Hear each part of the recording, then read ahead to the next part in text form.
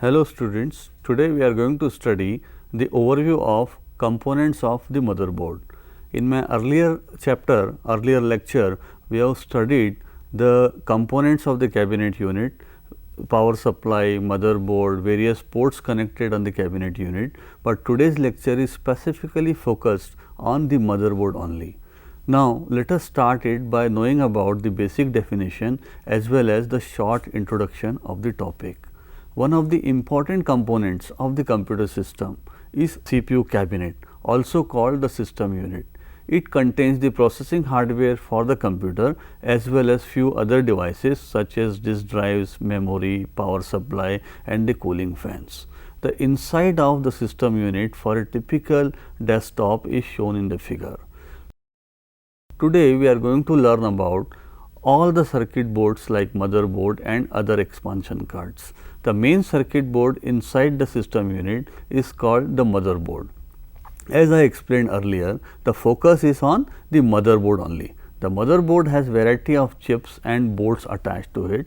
All the devices used with a computer are directly or indirectly connected to the motherboard. The most important chip on the motherboard is central processing unit, also called CPU. It consists of a circuitry and the components packaged together in the form of a single chip. The chip is plugged into the motherboard. The CPU is also called as the microprocessor or simply the processor. On the CPU, you may find two common names written, Intel or AMD, which stands for the two leading CPU manufacturing companies. The CPU is manufactured mainly by either Intel Corporation or AMD, which are the two main companies. The AMD stands for Advanced Micro Devices. These processors are used in the desktops as well as laptops. The Apple Macintosh computer earlier used PowerPC processors such as G5 in their desktops. However, they are also using Intel microprocessors in some of their recent or latest desktops. In addition to the computers, the motherboard built around the CPU are used in a number of other devices such as appliances, cars, game boxes, PlayStations, washing machines or various appliances where motherboards are used. The Sony PlayStation uses a powerful processor named Cell and is used in high definition TVs and other home entertainment and media devices. The another important chipset on the motherboard is memory chipset, which contain one or more memory chips. These memory chips store data and programs. The program is nothing but a set of instructions which is stored in the memory for a particular task. Typically, the memory size is measured in terms of bytes. These days, the computer systems with a memory of 2 GB to 4 GB is quite common. The GB stands for gigabyte, which is 1024 cross 1024 cross 1024 bytes and is approximately equal to 10 to the power 9 bytes. A single character like ABC can be stored in a single byte. A single byte is 8 bits. A bit can store a binary value which is 0 or 1. Theoretically speaking, if you have 1 GB of RAM, it is possible to store 10 to the power 9 characters in it. That means, you can imagine a big book or a big chapter of 600 pages or maybe 1000 pages requires only 1 to 2 megabytes of storage. That means, you can store thousands of books in a single 1 GB RAM. The memory chips are classified into 3 different types. The first type of memory is called random access memory. It is also called main memory and is used for storing programs and data as explained earlier. Also, when the boot process starts after the power of the desktop is on, the essential parts of the operating system are loaded from secondary storage into the RAM. These essential parts help us to run window commands and manage the graphical user interaction faster. RAM is a volatile memory. That means its contents are lost when the power goes or the desktop is shut down. If we want to use the stored data in the RAM later, it is essential to save the data on the secondary storage in the form of a file. Like CPU, RAM consists of circuits etched into chips. That means, if you talk what is RAM, again RAM is available on the motherboard in the form of a chip. Like CPU is a chip, RAM is also a chip. These chips are arranged onto circuit boards called memory modules, which in turn are plugged into the motherboard. The memory modules are referred to as single inline memory modules, which is SIMS, in short SIMMS, dual inline memory modules, which is referred to in short as DIMMS, or rhombus inline memory modules, which is referred to as RIMMS. The common format used is DIMM. These days, the motherboards come with slots. The memory modules can be attached into the slots so that the memory in the motherboard can be decided as per user's choice. That means, it is the user's option whether he wants 2 GB, 3 GB or 1 GB. Accordingly, he can fit the memory modules into the provided slots. It is essential for the computer system to have enough RAM so that programs and data can be loaded. If the RAM is not sufficient, the program is placed in the hard disk. A portion of the program is loaded in the memory for execution. When that portion is executed, the next portion is brought in.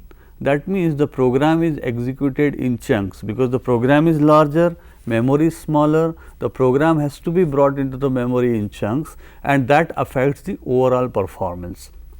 The process slow down the execution of the program due to insufficient RAM. There are different types of RAMs. The most common type of RAM is SDRAM, which stands for synchronous dynamic RAM. Several versions of SDRAM exist. One is called DDR SDRAM, which stands for double data rate SDRAM, which sends data twice to increase the throughput. To further improve memory performance, memory today is interleaved, which is used in dual or quad channel architecture to improve the performance by a factor of 2 or 4. Each location in the memory is assigned a unique address expressed as M bits. Each bit represents a binary number 0 or 1, as explained earlier. For example, if the memory size is 1 GB, it requires 30-bit address to address each location uniquely. The programs and data by default are stored in consecutive locations. The computer system maintains tables and directories to keep track of where the data is stored and how it can be efficiently retrieved when required by the user. The another type of memory used to improve the performance of the computer system is cache memory. Again, cache memory is organized as cache memory chip. These chips are fast memory chips and are used to speed up the processing by storing the data, and the instructions that are likely to be executed are referred by the CPU in the near future.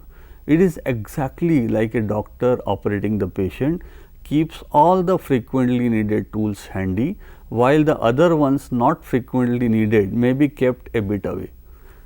Cache memory resides between the CPU and main memory, and explained earlier, it keeps the data and the program which is frequently referred by the CPU. The program and the data reside in the main memory.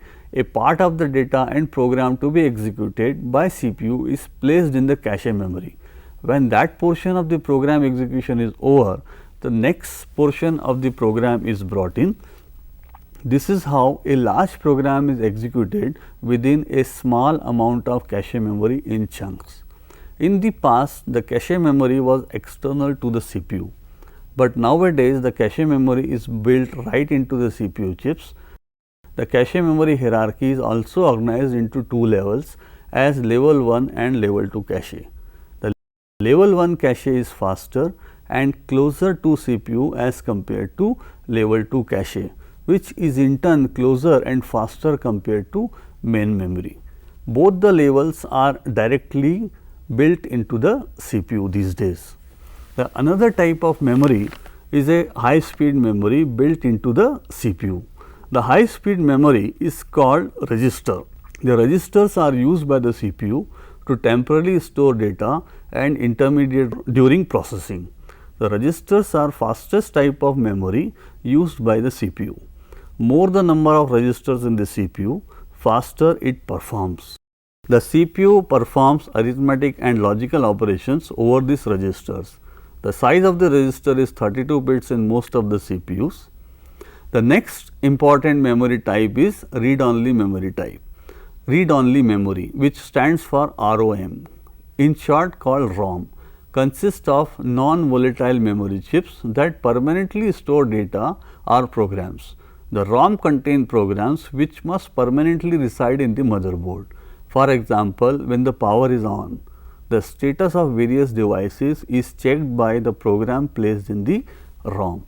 Also, the program to load the essential part of the operating system is also placed in ROM. Most of the appliances and devices having fixed and limited software functionality contain programs stored in ROM. The memory chips are connected to the CPU with the help of system bus. A bus is an electronic path over which the data can travel. The electronic path contains a set of wires. Each wire can transmit 1 bit at a time. A set of 8 parallel wires can thus be used for transmitting 1 byte at a time from CPU to main memory or main memory to CPU.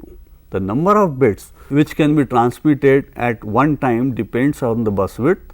The bus width is decided by the number of parallel wires which simultaneously carry data bits between CPU and main memory. These days, the bus width is 64 bits, facilitating 64-bit parallel data transmission between CPU and main memory. The bus width is also called the word size of the computer. The system bus is divided into 3 parts: address bus, data bus and control bus. The address bus is used by the CPU to put the address of the desired location. The memory receives the address of the desired memory location using the address bus.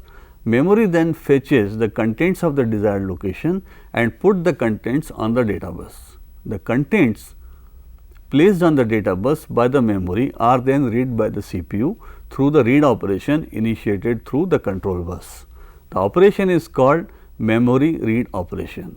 Similarly, if the CPU needs to write some content at the desired memory location, the address of the desired memory location is put on the address bus and the data to be written is placed on the data bus.